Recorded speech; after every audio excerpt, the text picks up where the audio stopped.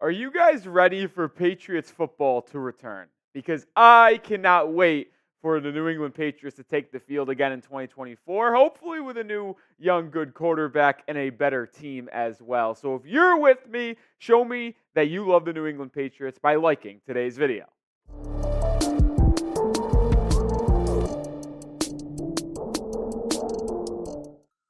I am Nic Rohloff. This is Patriots Today, and we have an interesting video on tap for all of you today. And it all starts with Jayden Daniels. Is he going to be the selection third overall by Eliot Wolf, Jerod, Mayo, and company? Plus, are the New England Patriots targeting defense in free agency more than you might think? Because a lot of us think they need to go offense in the free agency period, which obviously they do, but could they actually look at more defense? We'll start with Jayden Daniels, and I think we have to begin with this quote from our good friend Jeff Howe of The Athletic on Drake Maye. Yes, we're starting with Maye. Howe said this in a report today. There's belief by rival executives that the Washington Commanders are high on Drake Maye and that he should remain the favorite as the second overall pick. Well, if Caleb Williams goes number one, which is the complete, seems like it's going to happen, right? Then this report is true. That means Jayden Daniels will be the pick for the New England Patriots at number 3. And the reports out of Indianapolis at the Combine suggest that the Patriots are sold on taking a quarterback with that third overall pick, rather than some of the other reports that they could look to trade down if they don't like the quarterbacks.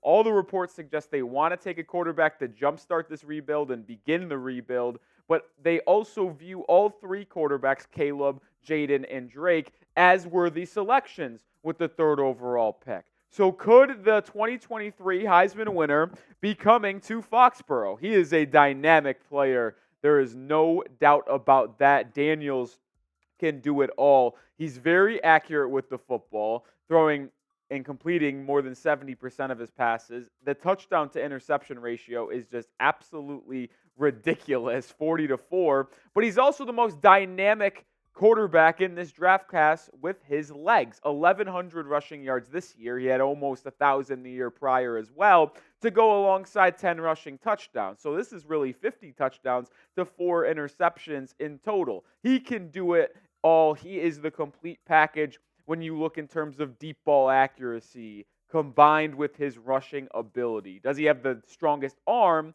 Not compared to Caleb and Drake, but he still has a strong enough arm. And then when you factor in his wheels and his ability to escape pressure and make plays happen with his legs, but also keeping his eyes downfield, he becomes a very elite prospect, which is why he's getting top 3 buzz. And Jeff Howe didn't finish there with the reports earlier about Drake Maye. He went through almost every top quarterback prospect and had the latest on him coming out of the Combine. Here's the quote. Daniels gained steam this week as the favorite to land in New England at number 3 overall. So it's not a done deal, and we still have damn near 2 months, all of March and basically all of April until the NFL draft begins. So it's not set in stone. Anything is set in stone, but it does feel like Jayden Daniels to New England is picking up some steam. And be honest with me, would you be happy with Jayden Daniels if the Patriots picked him at 3rd overall? Let me know in the comment section why for yes and for no. Let's continue the conversation about the 2023 Heisman winner, Jayden Daniels, because he's got some elite aspects to his game, but he also has some cons as well. Obviously, the pros are in green, cons are in red, but we've talked about it. Elite mobility, very accurate deep ball. And when I talk about the deep ball too, I mentioned this on the show the other day, it's not to me just the 40, 50-yard bombs to Malik Neighbors and Brian Thomas Jr. that stood out to me. It was actually the 25-yard throws that he was making at such a elite level in the red zone or just outside the red zone. He was dropping dimes in the back corner of the end zone or the front left or front right pylon on these little back shoulder or fade routes from the 20-25-yard range. He is perfect at that rate. And you don't have to have the strongest arm to hit those, but he can hit them with accuracy. He's also a 5-year college player, which just shows that he's experienced, he's seen it all, and will not be rattled mentally in any environment he has. Now, there are some cons. Frame is a little bit concerned. He did not weigh in at the combine. He will weigh in at his pro day, so we'll stay on tune for that. But he's about 6'4". The weight will be an interesting concern. Is he going to be able to handle the hits that he's going to take from NFL-level defensive linemen and defensive players? He had 2 elite wide receivers at LSU.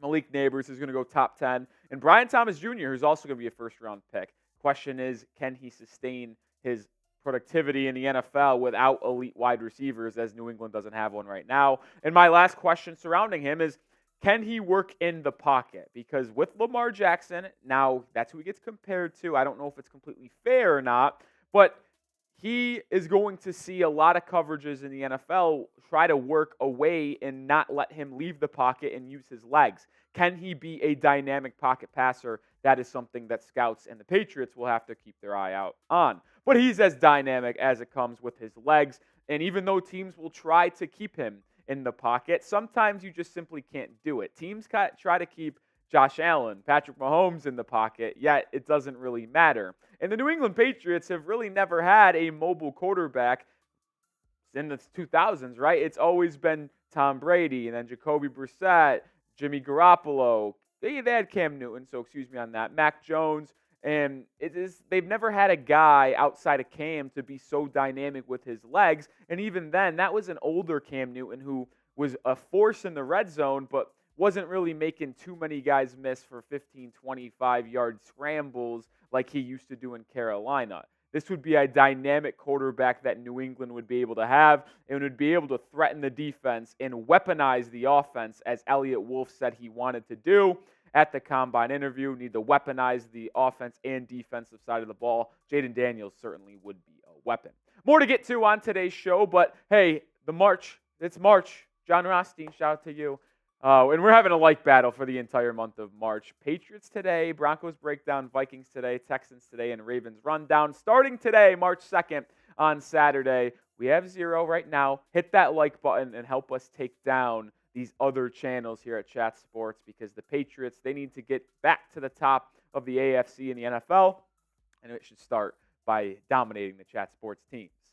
All right, now I want to talk about, are the Patriots going to spend on defense more than we think? This comes from a report from the Boston Herald, who said, according to sources, the Pats are targeting at least one elite defender who would start immediately under new head coach Jerod Mayo. And this is a fascinating report and storyline, because we talked about this the other day on the channel. Was the Patriots have over $100 million cap space after the J.C. Jackson cut, most in the NFL.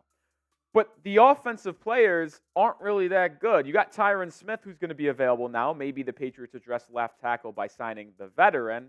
I doubt it, but it could be an interesting avenue. Or Kelvin Ridley, the wide receiver from Jacksonville. Those are the top 2 offensive guys. So if the Patriots don't view spending this $100 million on offense because the guys just aren't as elite, could they look towards the defense, as the Boston Herald reported? Well, I got 5 elite defenders that I think fit the bill according to that report, and I think it starts with Chris Jones, the defensive tackle from Kansas City, because he could arguably be the number 1 player in the NFL on the defensive side of the ball. He is an absolute game wrecker from the interior of that defensive line for Kansas City. He can stop the run, but you see those sack numbers on screen. More than 7.5 in the last 4 seasons and back-to-back seasons with double-digit sacks or more, with 10.5 and 15.5. And quarterbacks always say it, the toughest pressure to face is not the elite edges coming on the outside, but it's actually when the pressure is generated from the middle of the offensive line, because that quarterback is not allowed to step up into a throw or step and climb in the pocket, rather be forced on the outside and not be able to get more into that throw. So if you were to throw $30 million at Chris Jones, which is what it would probably take to pry him away from Kansas City, you would create the best defensive line and best pass rush in football with Jones and Barmore inside, Matthew Judon coming back on the outside. It would be as dynamic as it comes. The question is, does he fit the Patriots timeline, and do you want to shell out $30 million? Josh Allen, not the quarterback, but the edge rusher from Jacksonville, could be hitting the open market. We'll see if he gets tagged or not. And he could absolutely be a little young cat that goes alongside Matthew Judon, because he's just been a model of consistency since being drafted in the top 10 out of Kentucky. The last 3 years, 7.5 sacks, 7 sacks, and then this year exploded for the Jags, 17.5 sacks. And just imagine him and Matthew Judon on the outside rushing the passer. They had one of the best pass rush duos in 2022 with Josh Uche and Matthew Judon. Well, Judon gets hurt and Uche kind of takes a step back in 2023, and the Patriots pass rush kind of lacked. You get Josh Allen, Barmore, and Judon, you would really have a dynamic pass rush that can really just help you be one of the top defenses yet again in the National Football League. I want to make sure you are subscribed to the channel, because whether it be free agency, the NFL draft, it don't matter. We will have you covered. Come join the family here at Patriots Today. We just have over 8,600 subscribers. Hit that sub button and turn on those notifications as well, so you never miss a video or piece of news like the J.C. Jackson video that we put out yesterday after he got cut. Brian Burns, another edge rusher that could be tagged but could hit the open market.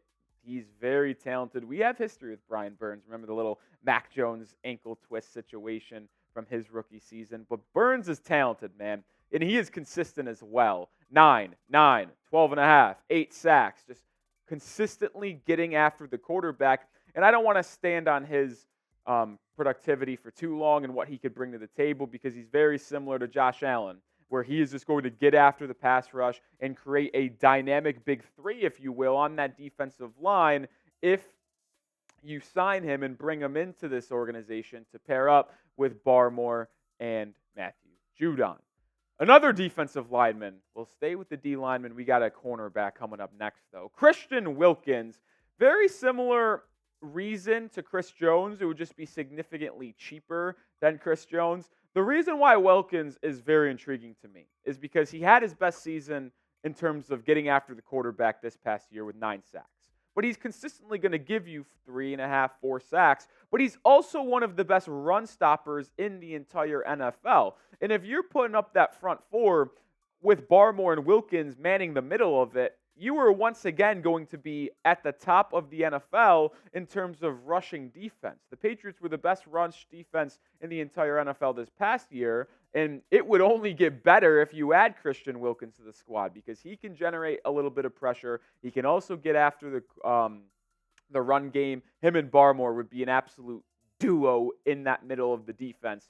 He's very intriguing. He probably costs just a little bit more than $20 million, but everybody on this list are going to be 20 mil plus guys, because, well, we're talking about the elite defensive players today that the Patriots reportedly want to go after. We got one more name to talk about, but let me know. Drop a name down in the comments section. Who do you want the Patriots to sign in free agency? Just go with the defensive guys today, since that's what we're talking about. I know there's going to be a lot of offensive talk, but just give me the defensive players you want New England to sign in free agency.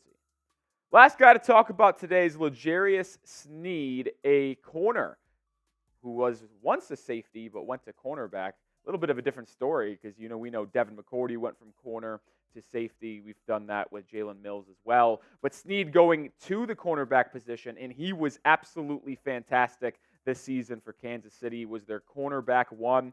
I mean, listen, that defense was fantastic. They had Chris Jones up the middle. They have Sneed and McDuffie on the outside. They just had the complete package on that defense.